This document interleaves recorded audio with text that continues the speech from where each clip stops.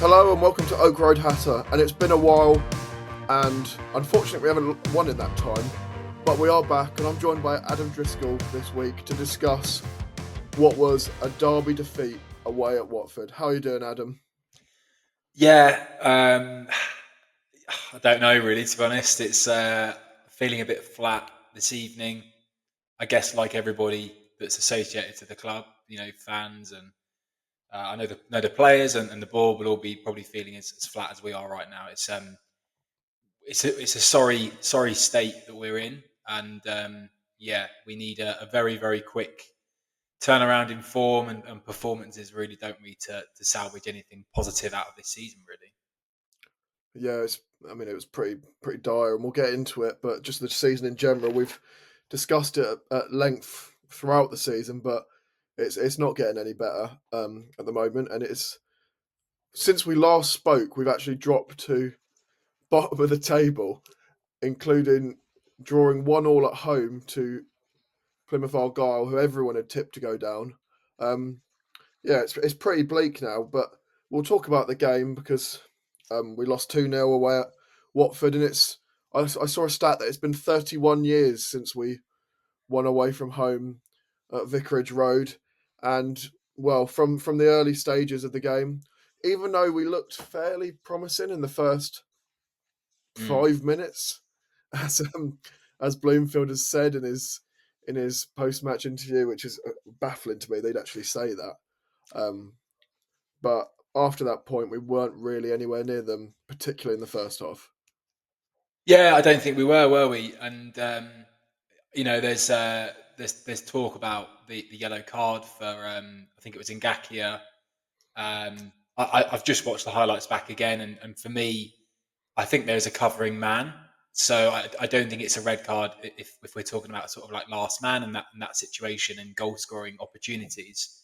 I think I'd have to see it probably again in slow motion as to whether the height of the tackle would warrant anything more. Um, so it's a tough one because obviously there's a lot of chats, a lot of WhatsApp chats at the time going off saying should that be a red card or not. But after that, I mean, it's just the same old, isn't it? It's the same old, and I can't say that I'm sitting here flat because we've lost the derby because you know I think it's just the situation. This is just, in my mind, this is another game that we've been abysmal and pathetic, and I don't think they're too strong a words. I think obviously we don't want to lose to Watford, but it's just in the same pattern that we've seen all season, bar ironically the previous Watford game. So for me, it's not any more of a punch in the stomach that we've lost to Watford. It's just another defeat to add to the season, and that's 20 league defeats in 34, I think it is, that we've played. So it's pretty shocking, and Watford didn't have to do anything special whatsoever to take the points, did they? No, it was pretty easy for them, particularly in that first half. Um, Obviously, they opened the scoring through a penalty, which at the time in the ground didn't feel like a penalty, but having heard people say that on the TV and on the replays and stuff, it probably was a penalty. I don't know what your thoughts are. Yeah, it's a weird one. I can see why it's been given because I think from the referee's angle and the way that we've tried to defend that, it looks like clumsy from our perspective. So ultimately, when Anderson is in control of that situation, in my mind, he should just be either knocking it back to Kaminsky, who should be staying firmly on his line. I'll come on to that in a second, but he needs to be knocking it out of play into that stand to his left, or he needs to be knocking it back to Kaminsky, and we deal with that situation because that is a routine situation, and we just don't deal with it. Obviously, then you have a scenario where Kaminsky and Anderson are basically on top of each other, and their striker goes over, and I can see why it's been given from the perspective of just how clumsy we are. I think I mentioned about Kaminsky there. Like the bloke does not know whether to come off his line or not, and every time he makes a call, one way or the other, it's the wrong one. Um, I think, as I say, in that particular situation, he needs to stay on his line or on his 6-yard box and let Anderson deal with it, and give Anderson an option to deal with it. He doesn't. He comes rushing out and makes an absolute mess of that situation between the two of them. Kaminsky's come off his line several times previously. Portsmouth away, second game of the season, and even the game against Plymouth that we very briefly touched on. He sort of comes out a little bit and then stops, and luckily the offside flag went up, didn't it? So yeah, for as good as he is for his shot stopping, he hugely lacks in an ability to make decisions on the pitch at the right time. Yeah, he completely lacks in sort of that presence in Yeah. the box when there's balls delivered in and when there's a player coming through and he has to make a decision. I think he's just absolutely. It probably is a confidence thing because last season I don't remember him being like that at all. For me, last season it was, and I think for everyone, it was probably one of the players of the season, and I don't think anyone ever questioned him coming off his line at all. But this season, he just seems to. I don't know. He seems like a different player. And his shot stopping's excellent, and we did see a couple of really good saves. But yeah, as soon as he has to make that decision, it just seems to be too late. It just takes him slightly too long because if he comes earlier, he gets to that ball. Yeah, I agree completely. I mean, I think if you put him in a really structured and solid defence, whether it's a back four or a back five, where his only real thing to do is shot stopping as and when they come. I think that's fine, and last season we did have some sort of organisation, albeit we did concede a lot of goals. This season we have no organisation whatsoever, um, and you're right. He's making rash decisions because he has to, which is not necessarily on him. But when he makes those decisions, he's getting pretty much every single one of them wrong. And I guess that is just how it goes when you've got a team that are extremely low in confidence, and also in the quality that they're showing on the pitch as well. When we saw the team lineup, or when I saw the team lineup, when on my bus to the game, I think everyone was pretty concerned when they saw that defence with no McGuinness, no Naismith, and Walters and Mads in there instead. And I mean, from minute one, you could see those two were nowhere near the pace of the game and the sort of the level that was being played at by Watford in particular. Um, Walters for me is nowhere near good enough as a player at all, and I felt that for the vast majority of the season. But he just seems to be getting worse every week. He doesn't know when to come or go in defence. He follows a man way too high up the pitch and then leaves huge gaps in behind. And then the problem is when you've got Mads playing, he's probably the slowest defender at the club, and I'm not sure there's much debate about that. And he made also himself made a stupid decision when he just decided to completely clean out a Watford player when we already had a player picking up the ball anyway and got himself a yellow card, which is probably why he went off at half time. But yeah, you saw those two and you compare those two to Naismith and McGuinness. Naismith against Plymouth was excellent. We desperately needed him today just to have a leader in there because we didn't have any leadership, I don't think. And McGuinness, who we criticised at the start of the season, but for me has probably been, I think, fair to say the player of the season now. Since then, I think he's been excellent, or as excellent as you can be in a team that can't stop conceding goals. Um, but yeah, from then on, you could see we were going to get carved open down that right side where obviously Bell and Alfie were there. Watford were dropping Imran Loser into sort of a right-sided midfield, right-back area, and it was causing massive problems there because it was allowing their right-sided defender to push up and Tom Ince, ironically, to run the show out wide. They were just going 3 against 2 every single time. We were getting completely torn apart. But then their second goal actually came from the other side of the pitch where I think they just beat a man and then got a ball across and wasn't defended properly and then Kayembe just tapped it in and we deserved to be 2-0 down, to be honest, because we didn't even really lay a glove on them. The only player who looked like having any sort of attacking output at that stage in the game was probably Nordas.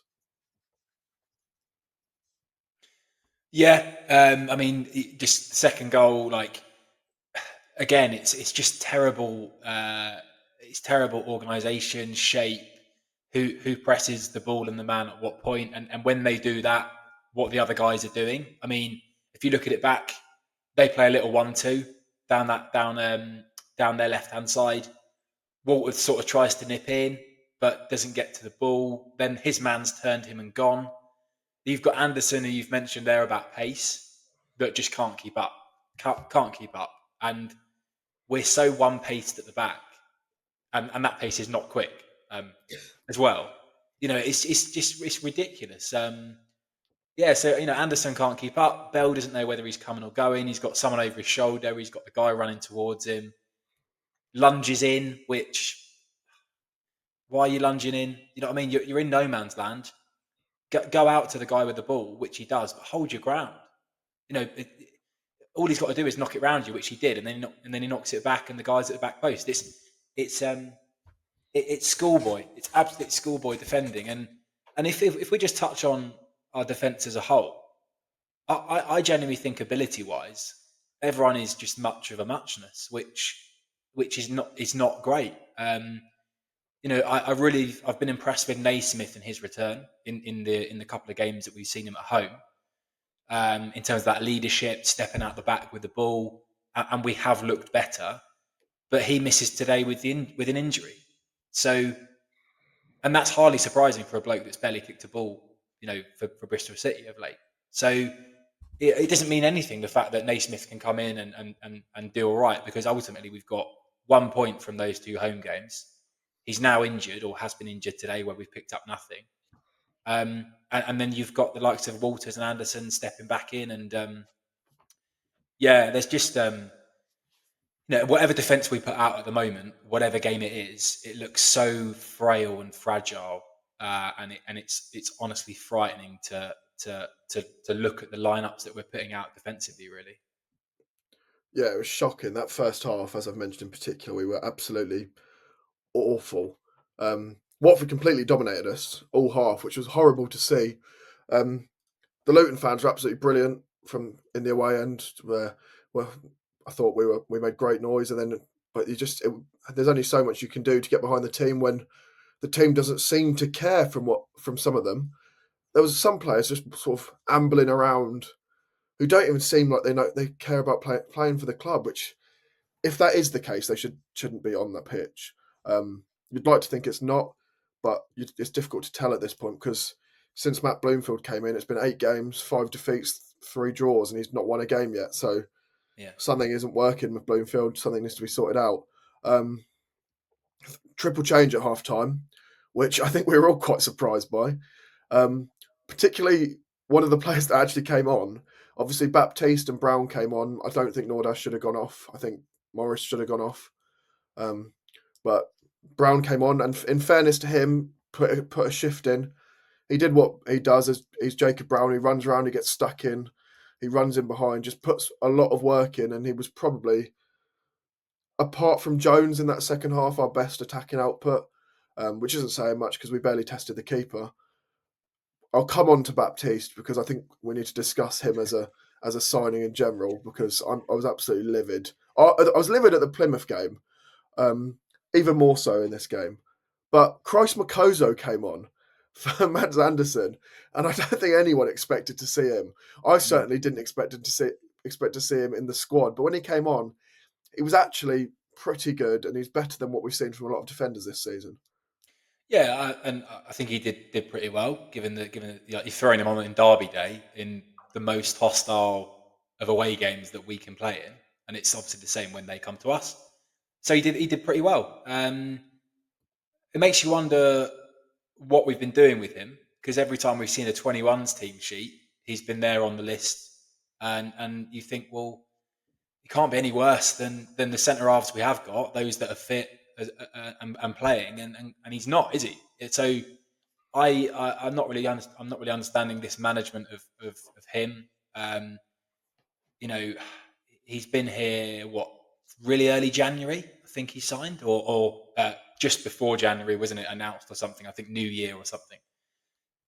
So I understand maybe a week or two of getting him in, but when you're in a situation where your defenders aren't staying fit, and the ones that are fit aren't keeping clean sheets.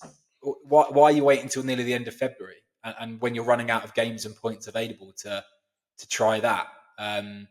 So yeah, I can't quite understand it. And the thing now is, obviously, if he comes in and does really well and really solidifies us, which we obviously hope he will, then the club look even more stupid for supposedly managing his time when he's been ready to go. So it's obviously a positive one for the future, in terms of like what we can get out of him over the next, hopefully couple of years or so. And I think you could say the same for a few players, and we can come on to sort of like, looking at some of those January signings. But yeah, it's a difficult one to think. It's a difficult one to look at him and think there's real like positive potential here when we're in the position right now that we are in. And obviously, the third player that came on was Shandon Baptiste, who, when we signed him, we knew he'd had some injury struggles in his career. Since we signed him, all he's done is be injured. He's probably managed 1 or 2 games at a time and then been out injured for extended periods. Obviously, against Plymouth, he came on and then had one shot and then was injured, but carried on probably more because needs must rather than anything. But today he came on, was on for 15 minutes, I think it was. And as I mentioned, I was absolutely livid. Like there was other players on the bench that should have come on ahead of a player that cannot seem to stay fit for love nor money. Mm. And for me, I don't even know if he's actually a player that is he actually getting injured or is he just mentally weak? For me, I think he's just mentally weak and is scared of getting injured. I think it's completely fair to say because I just think he was absolutely pathetic. And if he's actually injured this much, why did the club sign him? It Yeah, makes you wonder, and we'll come on to some of the signings I think later on in this episode because I think we need to discuss it a bit.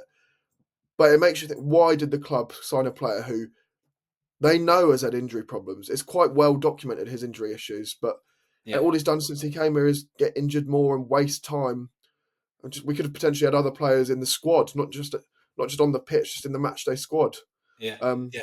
but instead, we were stuck with him on, and he actually there was a fair few boos when he got subbed off, which was quickly quietened because we actually had a corner at that point, so people were getting up for the corner. But yeah, if it had been any other moment in the game, I think it would have been pretty unpleasant.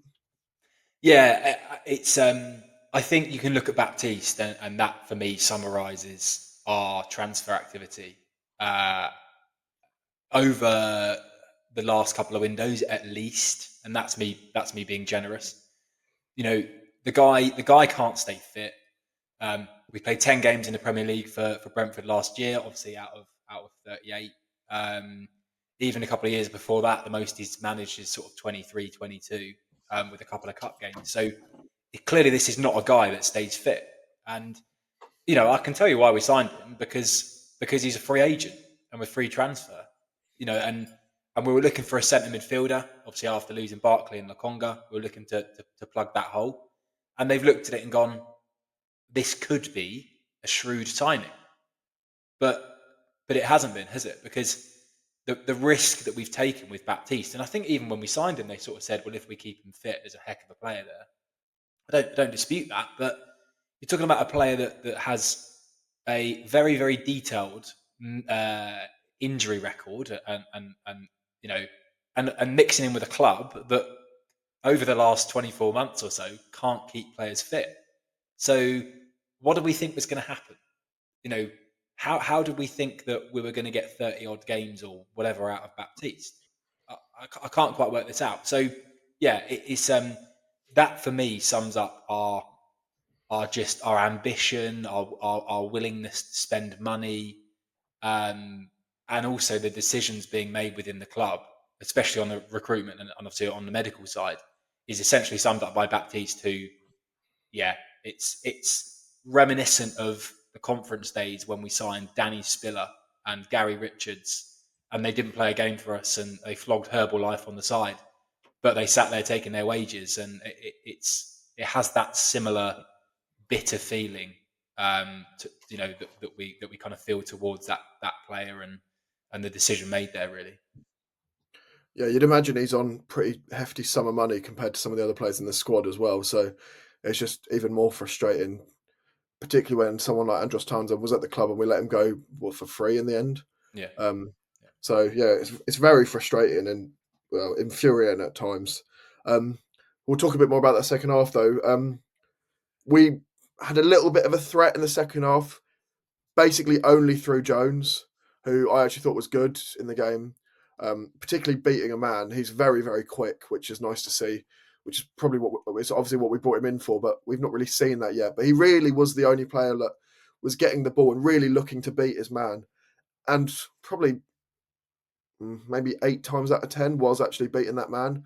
It's just the final ball just wasn't really good enough. But we also didn't really have a threat in the box anyway to do anything with a final ball. So Yeah. I think it's probably two factors in that, but he was the only positive going forward for me. Yeah, I think he's going to be a really good player for us, particularly next season. And like you can probably guess what I'm alluding to there, and we can come on to summarising where we're going to be, blah blah blah. But I do think he's going to be a massive player for us. Yeah, but again, what do we think with Isaiah Jones? So do we think that right wing back is the way forward with him, which means you're going to play the three centre halves.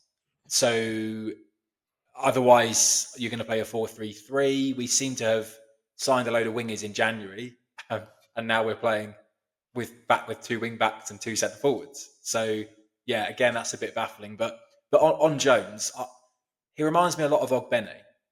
Like he's rapid, he shows attacking intent and effort and desire. Yes, you could question the output a little bit, but I think that will come. I do think that will come. And so yeah, I think you're right in terms of he is probably at the moment, and particularly today, the only real positive that you take out of individual players and their performances and their willingness to show something positive. Yeah, in that second half, we we were a little bit better, but I think it was more Watford just completely went fell back into probably first gear. They could have even been in park and we wouldn't have scored. Yeah. So yeah, there was there was never really a moment in the game where I thought, oh, we're going to score or we look like we've got a good chance here, um, which is so frustrating in a derby. Which is obviously actually what has been the case in the last. I don't know. Is it the last four derbies in either direction that the other opposition hasn't even scored? Yeah. It's some in the last 5 times that we've played each other, like seasons. There's the home team has won in all of them. So it's a very strange derby in that instance. It's very odd. Um, but yeah, it was so frustrating. And I think I don't know if you saw the full time reaction on from the TV, but it was pretty bitter in the Luton end. I didn't see. I was going to ask you actually what that reaction was like because it's a strange one, isn't it? Because I felt before the game thinking about if we had a defeat, it could there be overspill and yeah, what it would have been like. So you're probably better placed to share an insight on that, really. Yeah, it was pretty weird in the ground. Not weird. It was pretty toxic to be honest. At full time, um, because it was a derby and their fans were actually being held in rather than us, which I was very grateful for because it meant we could actually leave. But it meant that everyone basically stayed until full time because because everyone was also getting on buses and minibuses and taxis that were all lined up outside the ground. So no one had left early because they couldn't go anywhere, Mm. which meant that everyone was still there when the final whistle went. And in fact, you couldn't really hear it initially because of the noise of the Watford fans celebrating. But when the Luton players came over to applaud the fans or apologise to the fans in some cases, I was only there for the first couple of players that came over because I left at that point. But it was really, really quite angry. There was still a smitten of applause initially, which I think there always will be. No matter what the score, there will be people that are always going to support the club with some applause at full time, and that's their decision too. They're totally within their right to do that. But for me, I don't think anyone on that pitch, bar maybe Makoto and Jones, Yeah. deserved to be applauded at all. So yeah, it was a lot of boos, a lot of people shouting like directly towards players, and I didn't see Bloomfield come over in time. I'd already gone at that point, but it was not a good atmosphere to leave on. And then I think everyone was just relieved that it was only a short journey home. Yeah, yeah, I'm sure they were, and yeah, I do. I understand what you say about the group of fans or the individuals that will always clap, and you're well within your right to do that. I would ask what exactly you are clapping, because it's not helping the situation, is it? Like, I'm not saying you've got to shout and swear and rant and rave. I think I do at times, and again, I'm entitled to do that. But I'd love to understand what people that do clap, what exactly are you clapping, basically? And yeah, message me. I want to know, because I don't think I personally don't think the effort is there from a lot of these players. It's there from a couple of players and a few players, but you've got a lot of players that are waiting for someone else to do something. We go behind, they throw the towel in. So please do tell me exactly what you are clapping. Is it just something that is routine for you, and you've done it and you'd always do it? Fine, but I'd love to know a bit more about that. Yeah, that result leaves us, we're still bottom of the table, obviously, but it now leaves us 5 points from safety, and all of the teams above us that were within touch and distance also have a game in hand on us. So I think that says a lot about where we are at the moment as a club, and what I don't know what we need to do to what needs to change to even get out of this situation. Because, as I mentioned before, Bloomfield doesn't win a game yet, which I'm sure everyone knows, and it raises questions over that appointment as well, I think. But yeah, it leaves us bottom of the table, and I think we need to discuss what has happened in the window as well, and the recruitment over probably the last 6 months to a year as well, which I'm sure you've got plenty to say about, Adam. It's your favourite topic to discuss with us. So we're going to go to a quick break now, but yeah, when we get back, we'll be talking about some of the players that were on display in terms of new signings.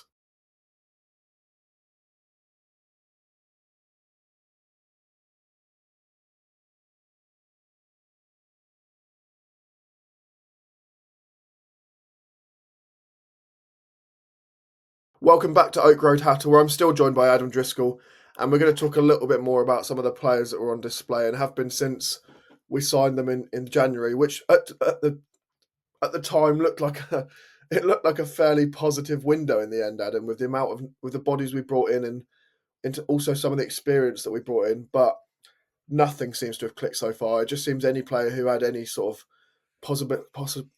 positivity in their performances before joining us has lost that immediately when joining, which says a lot about the club, really. But I wanted to talk about a couple of the players that played today in particular. I've mentioned Jones, but I think, as you say, he probably, yeah, he was our best attacking output today, but it's been few and far between this season. He's been basically invisible at times, but I think he is a player that on his day is going to be a very, very good player. Yeah, and we mentioned him. I think he's one that we've obviously got under contract for probably the next couple of seasons, I would imagine. And yeah, certainly someone that we have to keep hold of, and someone to. I know he's a right winger, or right wing back, whatever, but build around a little bit when we do inevitably restructure. He's definitely one that we have to keep hold of, and have to support to get the best out of him as well. So he can't be the one man on the pitch showing something. He needs to be have that freedom down the right hand side, and also knowing that he's got control through his teammates as well. So yeah, I do like him, and I'm excited about what more we can see from him as well. He's someone I think is probably best playing right winger. He doesn't want to be defending it. It takes away so much from his game when he has to come back and defend constantly, particularly given the lack of defensive ability we have it anyway. So he's always defending. It just means he's probably knackered by the time he actually gets the chance to go forward. So I'd like to see him playing out in a wide attacking position going forward. I don't really understand why Bloomfield's gone back to a back five, to be honest, after completely changing us to a back four for the first time in I don't know how long, and then immediately go back to a back five, and he's still not got a result. So, I mean, nothing's sticking at the moment. Another player who is frustrating because in the first 2 games or 2-3 games after we signed him, looked really positive was Tello Asgard. Um, yeah, those opening couple of games, Sheffield Wednesday away, looked really positive. Was trying things, was having shots from range, and then the couple of games after that as well. I think he's a player that does have very good potential and could do something, but yeah, it's just whether or not he can actually consistently do it because last few games he's been basically invisible on that pitch. Yeah, I think he's probably the one player from the January window that I look at and I go, like, fair play, like, good signing. I'm amazed that no other Championship clubs appeared to have activated his release clause, which by all accounts was about 3 million. And you think there's a player there with a heck of a lot of potential. So I think that's a really shrewd move for us. Again, I think he's a player. The position that he's going to play in, which is going to be behind one or two strikers. He needs support. Like, we need to get the ball to him. We need to have the ball to get it to him, and then let him do what he does. If you think about the Sheffield United first half in particular, he was unbelievably unlucky not to have a goal and an assist. His shot hits the bar. Just unlucky. Adebayo misses a sitter. That's a separate conversation completely.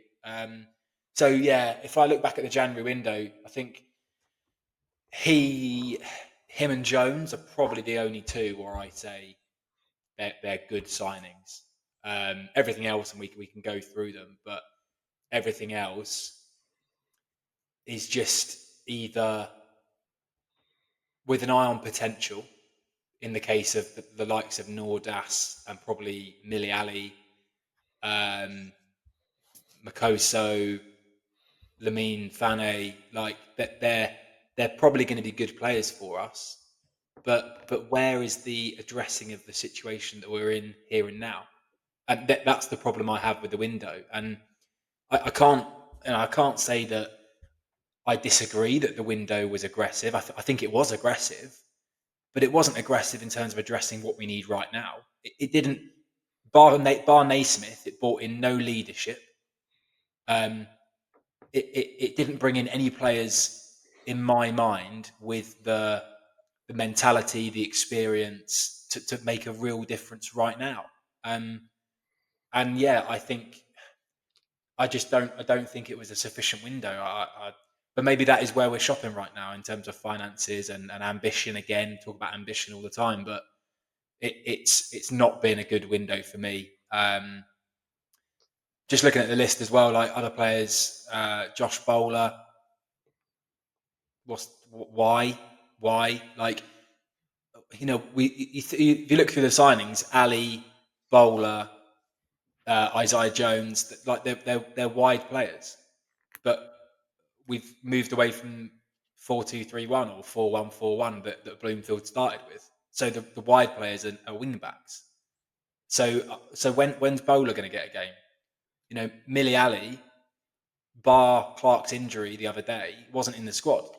I think for the Sheffield United game, Lamine Fane can't get in the squad, and we spent £4 million on him because we're going for experienced heads. So the recruitment's a mess. We're signing players or have signed players that aren't going to make a difference because they haven't got the experience or they can't get in the squad. And it's another window where I sit here and go, where was the plan? Like, honestly, where was the plan? So I'm at a bit of a loss as to exactly what our intention has been in January and how the hell we thought some of these signings were going to get us out of this. I mean, for me, we've said it before, but we desperately need a director of football because it's got to the point where no one higher up really seems to know what's going on in terms of on the pitch, recruitment, all the sorts of things that a director of football would oversee. And for me, we desperately need a director of football, not from inside the club, not someone like McArthur, who, as much of a legend as he is, it shouldn't be his job. Let the man just sort of do his job as recruitment, not keep giving him jobs like manager, interim manager, caretaker manager. Don't give him director of football. It needs to be an external voice, someone who's not been around what's happened over the past season and can actually come in and say, this is what's wrong, this is what needs to change, and these are the people that I need to bring in. Yeah, I completely agree. As I just mentioned, like, the recruitment of players in January seemed very much like it was going to be Bloomfield sticking with his system, and having those wide attacking players. And essentially, you look at like Asgard, Jones, Ali, Bowler, Nordas. That's 5 attack-minded players. But how many of them have really made an impact? You know what I mean? So yeah, I think we have to look at this completely in the summer. The whole director of football conversation, I completely agree with. I think for some reason internally right now we have no what's the word? Just no understanding, it comes across as no idea of what we want to do when we sign these players. So I think it does need a massive reshuffle in the summer. You're talking about a director of football coming in and overseeing footballing operations completely. You're probably talking about revamping our recruitment team, whether that's scouting, where we scout, and how many people we send out. I can't imagine in League One we're going to have a budget for overseas scouting. So yeah, that will get cut. And yeah, it just needs a huge revamp in terms of recruitment, medical, and a director of football, because as much good that Gary Sweet's done, and for everything they're doing off the pitch, they've dropped the ball big time, trying to manage both on and off pitch, and it's going to cost us probably in a way that no one could really ever have imagined. No, I don't think anyone you speak to imagined that we'd be in the position we're in now. Not Luton fans or anyone outside the club. You see the amount of people just baffled by what's happening, what is basically almost certain now to be back-to-back relegations. For me, I think it's a certainty that we'll be going to Lincoln, we'll be going to Mansfield, we'll be going to Barnsley, we'll be going to Reading next season, where even last season we were going to Liverpool, we were going to Manchester City, we were going to Manchester United, going to Everton, going to Arsenal. So something's gone seriously wrong.